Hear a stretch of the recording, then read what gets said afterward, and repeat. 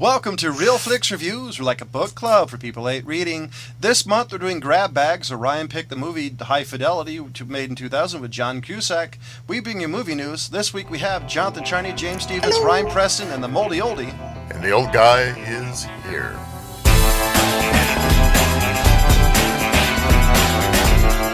So who has the description of this movie?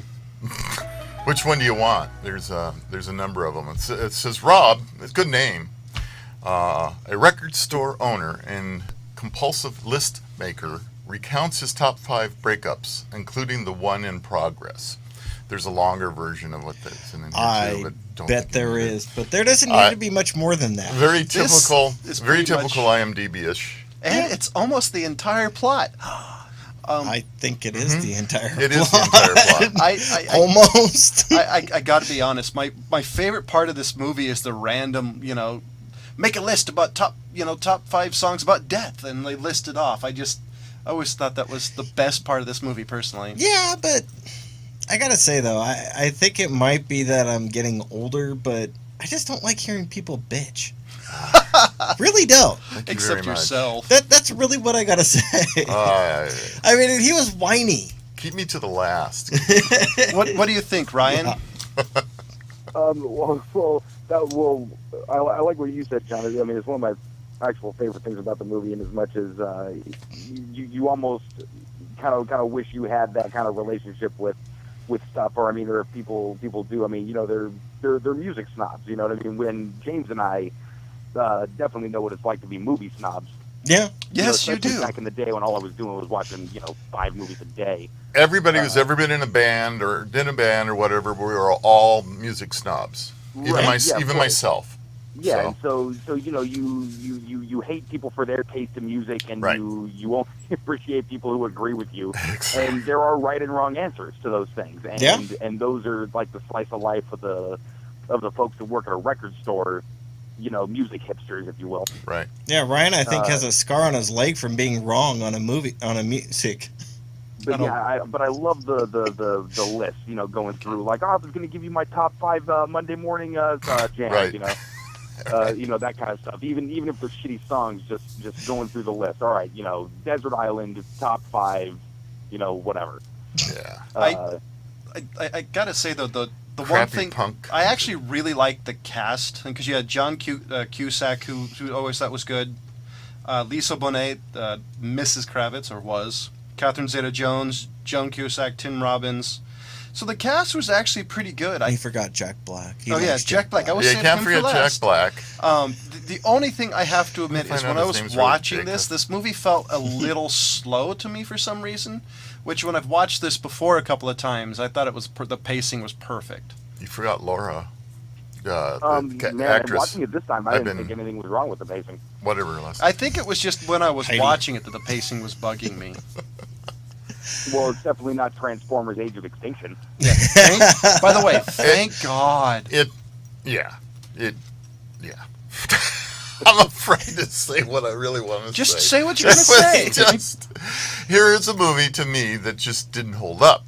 And, although it had some firsts. I mean, this was really the breakout movie for Jack Black. Yeah.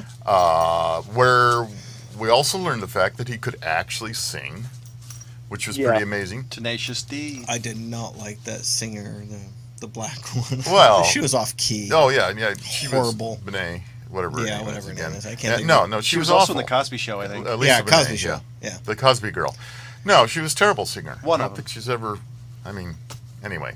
That bothered me. And other than that, it was just the pacing for the time probably was okay, but for now, not so much. Also, I think maybe this is the introduction of the third person to the audience. That may be a unique feature of this movie. I would say it's the first, but I would say for a it's movie, close in it's 2000. Yeah. For a movie, it was. Yeah. I would say it was at least a movie that used it more than any other movie. Up to its time. It might have been used before, but nothing to the frequency that it's used here, because that's Zach Morris moment, whatever, is constantly used almost in every act.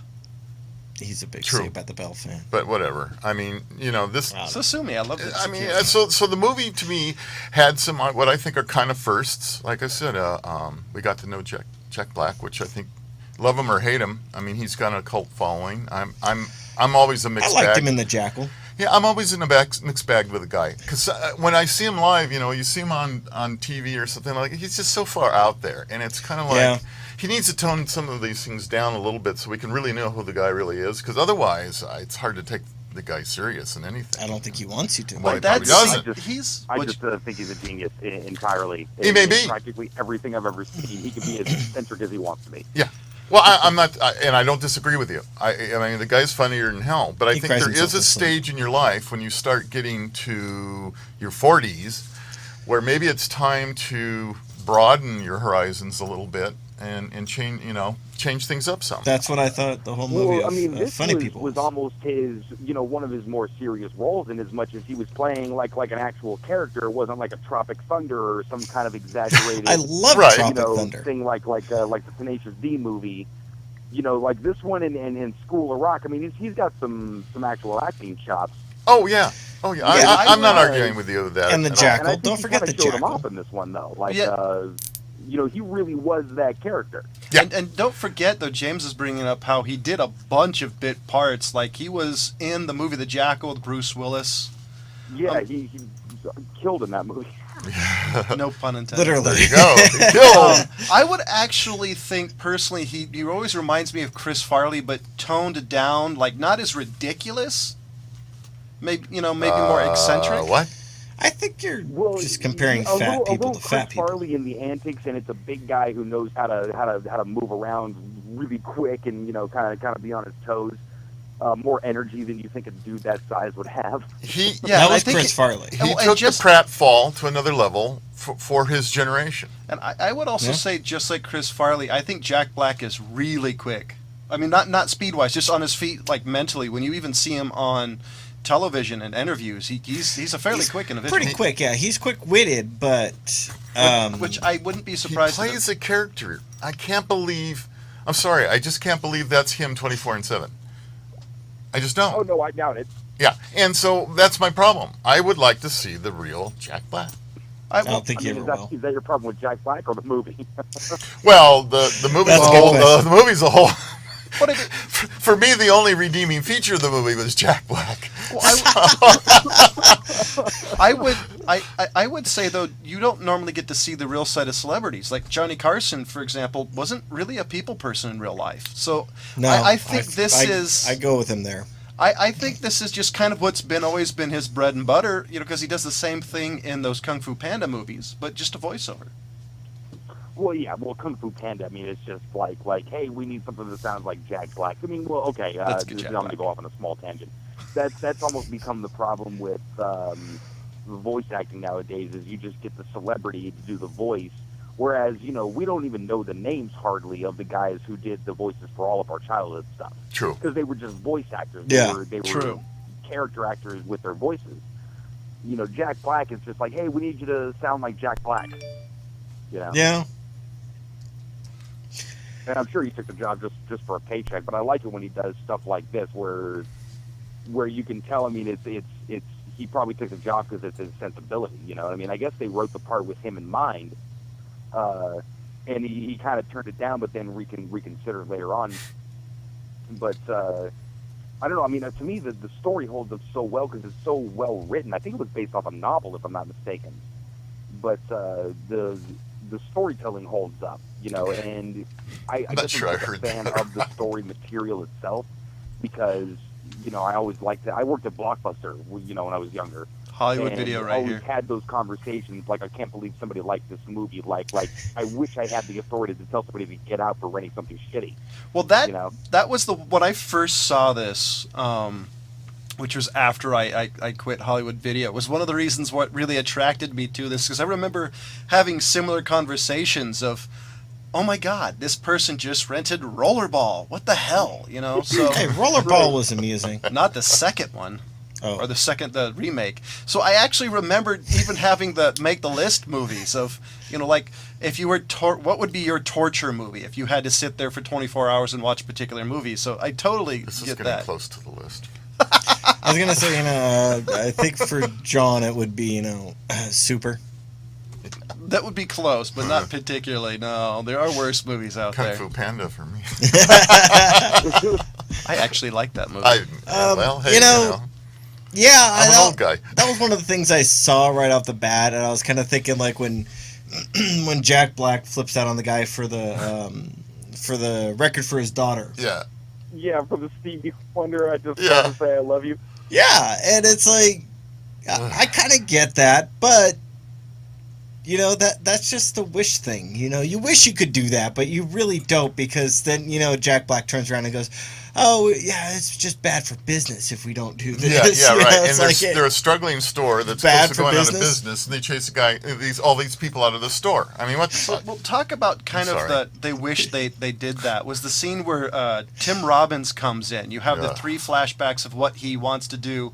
Those were the one scenes that I Another guy liked, I can't but handle. I never actually thought that fit the movie, because it's like the only time I think that happens. Yeah. So it's just kind of like, what? Well, I mean, I think it's just, look, the way I look at the movie is it's a narrative, obviously told by John Cusack, almost like a diary. Like just kind of going through, like, this is like my most personal thoughts about all the stuff that's going on. Kind of bearing his soul to the fourth wall. But I think that's just him kind of losing his mind a little bit, like just like can't deal with what's going on. So obviously he starts fantasizing about it. But no, I didn't think it was out of place. I thought it was one of the better landing jokes of the movie. So it's kind of like his schizophrenic break type of thing. Yeah, so one of the lines that he said that I really like, I'm going to read it because it is pretty funny. It says, "What came first, music or the misery? People worry about kids playing with guns or watching violent videos and some sort of culture of violence that will take them over. Nobody worries about kids listening to literally thousands of songs about heartbreak, rejection, pain, misery, and loss. Did I listen to pop music because I was miserable, or was I miserable because I listened to pop music?" Well, there was that one was person. the opening line, and I really enjoyed that. And it's, Well, Yeah, there was one person who actually cared what children were listening to, was Tipper Gore. true. No, it was the guy who came in trying to buy the record for his kid. To the age group, to the society, to the jadedness, like it's much more like I don't know. I'm trying to think of. I love that line, but I mean the age group itself and the type of people that they are going to pontificate like that a lot, and get really philosophical about life. But then there's people in his life, like his girlfriend, who's currently breaking up with him, who's just constantly calling him out on his bullshit. So it's to me, I like the dichotomy of the narration versus his actions when he's with his friends or something like that. Because he is that philosophical, this is what's wrong with the world kind of guy. But then to himself, he's like, I am an asshole, I would say that the one character I think I really hated this entire movie was Joan Cusack. I really wanted. She didn't have much of a role. I hated her so much, though. For some reason, I didn't like her hair. This I particular always character. loved Joan Cusack. She's funny. Oh, She's geez. very funny. I think she was the best part of the movie, just about. I could not stand her in this movie. For some reason, like, the first time I watched it didn't bother me. This time it's like, would you shut the hell up? But just me. I think that a lot with a lot of people. Yeah, Yes, I've even heard you say that. it's true. I feel the same way. Just saying. I can't, Yeah. But for me, the thing that I could not get over was how much of a whiny bitch he was. No kidding. That's all the movie is And of him. that's what bothered me the most about this film, is that his character, and he was playing the character well. Oh, yeah. I'm not arguing that. But the character I just can't stand. And Ryan mentioned it, is, his girlfriend was calling him out on all this bullshit. Right. Because he would be what Ryan was saying, the philosophical guy, the way that he starts out in the movie, and that line is really good. And for the age group, a lot of us of that age group, becoming adult type thing around 2000, 2001, we went through that crap. We had a lot of people like, oh, you can't play this video game, you can't watch this. I mean, this was the beginning of video games even becoming rated. They were not rated when they first came out. There was no like, oh, this is for, EB7 or, all this crap. It was, you got a video game and you played it. Took Wolfenstein to finally get people to wake up a little bit. I like that game. I do have a question for Ryan. I think for James and Ryan's age group, this movie, I think, kind of hits the butter zone for people who get it. But do you think for people younger than us that they'll identify with it? Because I think that's one thing. They'll fall asleep. Man, that is, I don't know, that's a really good question, because I've been sitting here trying to figure out how much of it is nostalgia and how much of it I relate to personally, and how much of it is sort of universally relatable. I think it is sort of universally relatable to the age group, and they could understand the struggle, if not, maybe the context of it a little bit, because they're playing records. Hey, records making a comeback. You might have to explain to a couple of millennials what a record is, but Actually, I think they understand the idea of getting to an age where you feel like you know everything, and you feel like everybody else is retarded and doesn't see it, and then kind of at that crossroads of like, oh, okay, I might see how some things work, but like I am being kind of just a whiny bitch, like James says, he is a whiny bitch, but I think it was a greatly written character and mirrored a lot of feelings of that age group, So I'm curious, Ryan, what do you rate this movie? Man, it's a solid 4 for sure. I mean, I think it just really nailed the storytelling, and then had the perfect, sort of characters with Jack Black. And I freaking wish I was looking at that guy's name right now. The other coworker was so funny. Yeah, the other coworker was funny. I have a subtle. I have a feeling that the ratings are going to go down from you. So I kind of give it a 3 out of 5 just because of the fact that I really identify with the record store clerk or the Hollywood Video or Blockbuster thing. I totally get. So for me, it's a 3 out of 5. The pacing, for some reason, this time watch it bugged me, but I bet if I watch it again, it wouldn't bug me as much. So James, you're up. For me, this one, I don't think it held up at all. I really don't, and I disagree with you, Ryan. I don't think the story of the age group and being able to identify with some of the struggles that he was describing in the film, I don't think they're going to hold up. I think if you look at his relationship statuses, that will hold up. The socio-economical statuses that he was dealing with, whatever, shut up the hell, John, you're interrupting. That crap, I don't think that's going to hold up at all. I don't think the kids are going to understand that. I mean, they may listen to music, but the music that's coming out is nowhere what the music was at that time. You got freaking Bieber ruining the hell out of crap. Go die. But that's every generation, though. It is. But that's a generation, because I guarantee. That's what I'm saying. Well, because I guarantee the generation now that would be around that age would think, okay, their music's better. All right. And then, so I think. All right. Hold on, I wasn't finished yet. What I was going to I say got a rebuttal is to that. The music is not going to hold up because it was different for the time period and it's changed. So what do you rate it? I don't think it's going to hold up, and I don't think it held up right now. It's a 2.5. So sorry, Ryan. I'm trying to remember a couple of my my I'm opinions sorry that here. you're wrong. That's fine. Being the old guy that did spend many hours in a true record store, where we did buy, started out Could with they sing an into a 8-track to can and something- make a record? Yeah, how about that? He even Yeah, knows how to use a and- slide rule. That's right, I do. And we had reel tapes. I still have a reel player over in here. It's got when I was doing a radio, when I was a DJ, I have a soundtrack in there.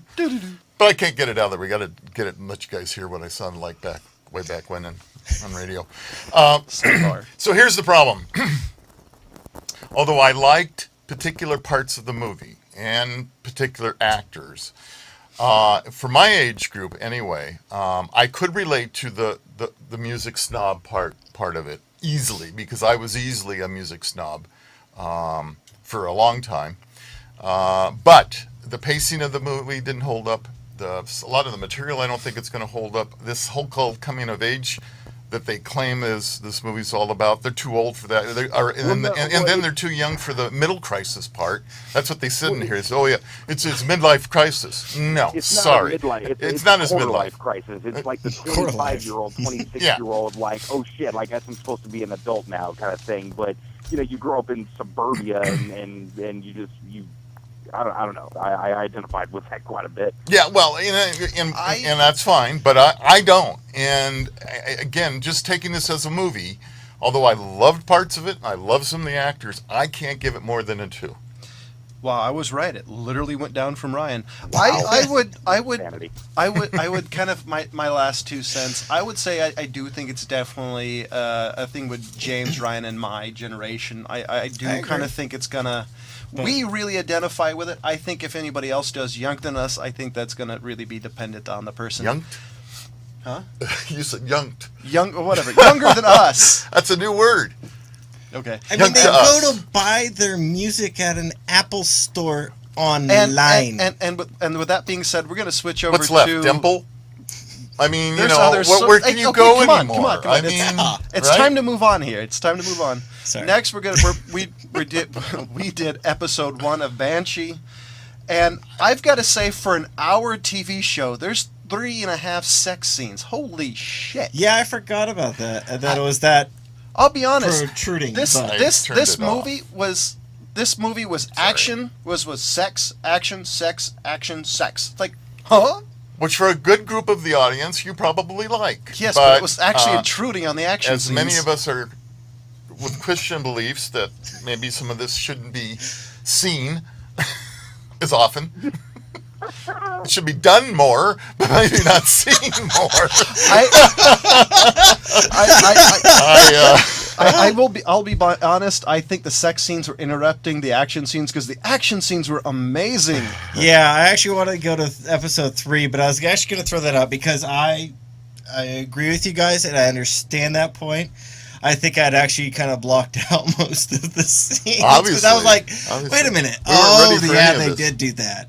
Oh, yeah, they did And they're do doing that it again. But what I enjoy about That's some this endurance. thing is the story is really well done, but the problem, like you said, is for a 50-minute episode, there's close to 4 sex scenes. Yeah, it's an action show with sex in it, or a sex movie with action. I understand if you guys want to move on to a different show. I'm going to throw that out right now in front of everybody. Does it Because I continue enjoy it. in the There same thing? is Does it keep going this there way? is sex in it. And every episode? I don't think every episode, but Because I would be. But it's a big part of the movie. the series. the Or series. series. Yeah. TV show. Yeah. Because I actually was trying to remember what episode I left that on. I actually watched the season finale of 3. I hate throwing it out just because, but I'll be honest with you. Both Jonathan and I had great difficulty going I understand. beyond. That's actually why I after would- I watched it, I was like, oh. I'd be willing So to I give kinda, it. I'd be willing to give it one more try because I generally hate just stopping on first episodes. So I say Yeah, we give the it. one I want to get you guys to is episode 3 because I think, if I remember right, The big that sex was the scenes. one that made me keep going. What if we just jump to, watch 2 and 3 for Well, it next kind of week? leads up because there's little history stuff that they throw So in. Ryan, each well- wait, hold on, Ryan. So what you saying? Oh, okay. I was just Where did Brian go? Hey. Speak into the phone. Yeah, would you speak into the phone, please? I'm trying to speak into the phone. Okay, here's my 2 cents on pilot episode of Banshee. I'm the liberal amongst the 4 of us. Okay, and I don't think that's any secret. I friggin' live in You Los can't push Angeles, where I start agreeing with everybody up there is I'm a huge gun fan. We're not going to get into that discussion, but point being, I even felt like the sex was a little gratuitous. It was almost without point. And I'm fine with nudity and sex and everything like that as even selling a show. I'm fine with that, but it actually came across. It felt like it was like, am I just seeing this just to see this? It was gratuitous. Gratuitous. That's why I said it. But as far as the show, And the story, I feel like it's a good premise, you know, like it's a good jumping off point. Okay, yeah, I can see that as like the elevator pitch, as they say. Hey, I'm gonna sell you a show in 4 sentences, you know. Ex-con becomes a cop, you know, that kind of thing. So it seems like it's gonna fall into a handful of like sort of, you know, average tropes here and there, like your stereotypical action movie shit. But I just hope it doesn't start getting into like huge plot holes. Like, okay, now I'm gonna have to suspend my disbelief on this guy even getting away with the first couple episodes worth of shit. You know. I want to apologize if anybody didn't hear that. For some reason, he's extremely quiet. So Yeah, It's a cell phone coverage. Yeah. I think we all got it. Yeah, we got it. yeah, So I think we will continue to episode 2 at least. I think that's the better thing to do because I just don't like you always have to get it, 1, 2, maybe 3 episodes to kind of decide if you like it. So I think that's the best thing to do. Maybe Like I this was said, just but, like I said though, is I was in the same boat with you guys for the first 2 episodes, and then the 3rd episode I just went, okay, I'm gonna keep going. Okay. Yeah. So that's where I was. I'm only- if you guys can make it episode Yeah, 3, yeah. we'll see what we do from there. And with that just said, we do have a Facebook page. Love us, hate us. Do you think we suck? We actually posted hate mail on the Facebook page. Hey, come on! You got me. You yelled at me. So let's get some more. Yeah, I you're- actually enjoyed it. You're Tell picking- how wrong they are for hating high fidelity. That's Yeah. fine. And Let him go. And so, Ryan, do you have any movie news? Because I have some that we posted Did on you the know Facebook Chris Pine's page. going to be the Green Lantern? I've been scrolling through shit, just kind of trying to scramble to find something, and I'm gonna sound like a jaded asshole again. All I keep finding is remakes. Oh, they're talking about the new Mission Impossible. Oh, Ted 2 is suffering from sequelitis and Yeah. all that stuff. The one interesting thing I did see was they're making a documentary about Malala, the girl who was basically shot in the head for trying to learn things. Oh, yeah. The Pakistani girl. So Mhm. it's called He Named Me Malala, and I'm kind of looking forward to that. That's going to be a pretty fascinating story. It's a heavy movie, man. Yeah, I have. I'm sure it's going to be, but I mean, the girl ended up, going on to just do, double down on the education kind of front, and it might be one of the most inspirational things that's just happened in the last decade. It sounds interesting. I've got kind of sad news. Another celebrity / stars. Somebody I really enjoyed death. Dick Van Patten died. Oh Really? man, I didn't hear about that. He was 86 though. He lived a good life. He was he starred in 8 Is Enough. He was the dad in Spaceballs. So I guarantee between television and movies, you know who he is. And kind of a condolence because he was always somebody that made me laugh, no matter what role he was in. Yeah. Yeah. He always played the happy-go-lucky guy. And 1, The father. 2, 3, 4, 5. That's a combination of a jackass with. That's the type of combination some jackass would have on his luggage. And you and you give me crap for screwing up quotes. And I have Independence Day sequels coming out, and I've loved the first movie, but dear God, I think they chose the worst Who? name for the new Independence Day Who? movie. It's Independence Day Resurgence. According to oh, the you mean the movie name of the movie? But is Will Smith in it? Surgeons? No, Bill Smith. Who? Okay. So From who's the everything star? I've heard, I have no idea. Oh, He okay. doesn't want to join in on that. Well, my little bit was that Chris Pine's going to be the next Green Lantern. I'm good with it. Oh, Yeah. I'm good with that. I think that might make Green Lantern actually worth watching. Okay, I bet $20. Write this down. That movie sucks and blows. Because I just don't think you can do a good Green Lantern movie. It You can't may be be as right. bad as the last one they did. True. Yeah, goodness. Yeah, it sure can be. It sure can be. It could be. Yeah. You know what? Real quick before we cut this off, I wanted to say, since I'm sure we're not going to get around to it for a little while, Jurassic Park, or Jurassic World. I still haven't Yep. seen They it. only made that movie so they could use the score. Yeah, that's it. So I could do what? So they could use the score. Oh yeah, Oh. Yeah. yeah. Oh yeah, we had a Dinklage. death. We had the death in the guy who The wrote music the music producer, for Titanic. Titanic, and a bunch of Right. other Yes. Yes. And we're sorry, we're kind of name escapes us. I'm sorry. Yeah. And- And he crashed in his own airplane. I think he had a passenger too. And Oh, man. this is going to be That's why I never wanted to take people with me. and this is I swear to God, that was it. I flew, and I often thought, yeah, if I kill myself, I'm fine with it. If I kill my friend or family, I'm not fine with it. Yeah. Now So this I is never where I'm took them gonna. up. Now this is where I'm going to feel like I'm the news reporter. Next week is Rob's pick. So what are you picking? It's funny. God, there's so many movies to choose out there, and I was looking at this list, and I'm going, now, do I want to go classic? Do I want to go? I thought, oh, good. Well, I probably know a spaghetti western you guys haven't seen, but then I went, no, let's go a little more historical and something that's rated in the top 100 movies. It's not the X-Files. And I don't know if you guys have seen it or not, but it's called The Third Man. Sucks. 2 stars. Damn, that was fast. Well, then we won't even have to bother calling you next week, buddy. So no problem. Oh, You're wait. done. Wait. I want to hear you two banter back and forth.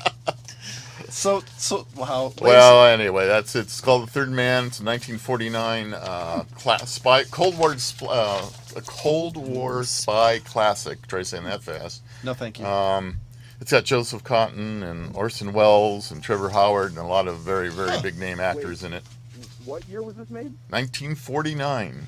Cold War was happening in 49 already? Oh, yeah. It It started right after during World War II. So, ladies and gentlemen, before this show gets off the rails any more I guess he than it wasn't in already history in did, high school, huh? I gave the movie High Fidelity a 3 out of 5. Ryan gave it a 4 out of 5. James gave it a 2.5. Pick on Ryan Day. Rob gave it a 2 out of 5. We're going to try Banshee Episode 2, because it's actually Episode 2 instead of Chapter 2. Yeah. And like always, thank you for watching. Thank